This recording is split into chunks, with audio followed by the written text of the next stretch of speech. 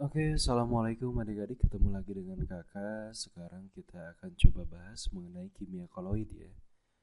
Nah, adik-adik, untuk kimia koloid ini yang akan pertama kita bahas adalah mengenai pengertian dan penggolongannya.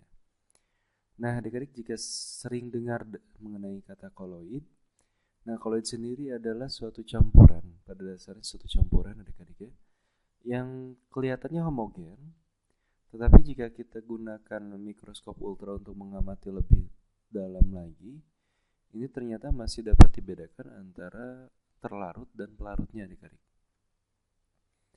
Sedangkan untuk larutan sendiri, larutan homogen, ya, ini pada dasarnya sudah tidak bisa dibedakan antara pelarut dan zat terlarut. Nah, adik-adik, ciri lain dari koloid ini adalah ukurannya. Koloid sendiri ini memiliki ukuran antara 1 sampai 100 nanometer. Sehingga dari pengertian sebelumnya, kita bisa simpulkan bahwa koloid sendiri ini adalah tergolong campuran heterogen dan merupakan sistem dua fasa. Fasa pertama yaitu terdispersi atau terlarut, dan fasa pendispersi atau pelarut.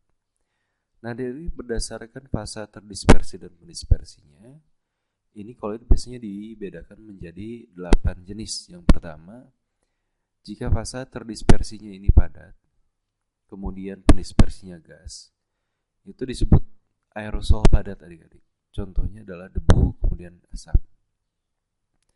Nah, jika fasa terdispersinya padat, kemudian pendispersinya cair, maka disebutnya adalah sol. Contohnya tinta, cat, sol emas, sol belerang. Kemudian jika terdispersinya padat, kemudian pendispersinya padat lagi, maka disebutnya adalah sol padat ya.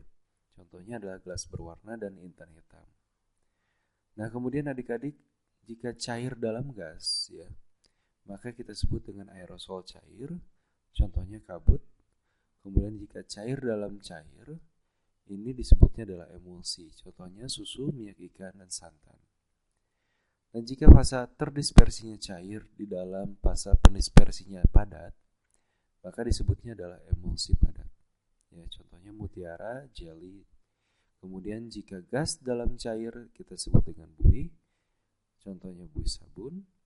Jika gas dalam padat kita sebut buih padat, contohnya batu apung. Nah, adik-adik, kakak cukupkan dulu sampai di sini untuk penggolongan dan pengertian dari koloid. Kita sambung lagi nanti dengan pembahasan berikutnya dan latihan contoh yang lain. Baik adik-adik, sampai jumpa lagi. See you then. Assalamualaikum warahmatullahi wabarakatuh.